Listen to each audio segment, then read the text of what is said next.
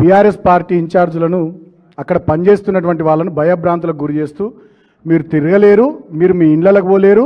ఇక మీ సంగతి చూస్తామని చెప్పి బెదిరింపు ధోరణితో మాట్లాడుతూ ఉన్నాడు. ఇవి కేవలం ఆయన మాటలే కాదు, యథా రాజా తదా ప్రజ అన్నట్టుగా ముఖ్యమంత్రి గతంలో మాట్లాడినటువంటి మాటలు, కండ్ల గుడ్లు వీకేస్తా, కడుపుల పేగులు తీస్తా, లాగుల తొండలు జొరగొడతా, చెట్టుకు వేలాడ తీసుకొడతా, స్వయంగా అసెంబ్లీ వేదికగా బట్టలు ఇప్పదీసుకొడతా అని ముఖ్యమంత్రి ఏదైతే మాట్లాడిండో, జూబ్లీహిల్స్ ఉప ఎన్నికల్లో మాత్రం మొత్తం మంది మంత్రులు దిగిండ్రు, అందరు కాంగ్రెస్ పార్టీ ఎమ్మెల్యేలు దిగిర్రు, అందరు కార్పొరేషన్ చైర్మన్లు దిగిర్రు, అందరు సీనియర్ నాయకులు దిగిర్రు. ఇక ఈ రాష్ట్రంలో వేరే పనే లేదన్నట్టుగా ముఖ్యమంత్రితో సహా మొత్తం కౌరవ దండు ఒక భర్తను కోల్పోయిన ఆడబిడ్డ మీద ఇవాళ ఆమెను ఎట్లయినా ఓడగొట్టాలనేటటువంటి ఒక కక్షతోని ఇవాళ అక్కడ దిగి మొత్తం పరిపాలన యంత్రాంగం అంతా అటకెక్కించి పాలనను గాలికొదిలేసి పోలీసులు, నోటీసులు, కేసులు, సూట్ కేసులు,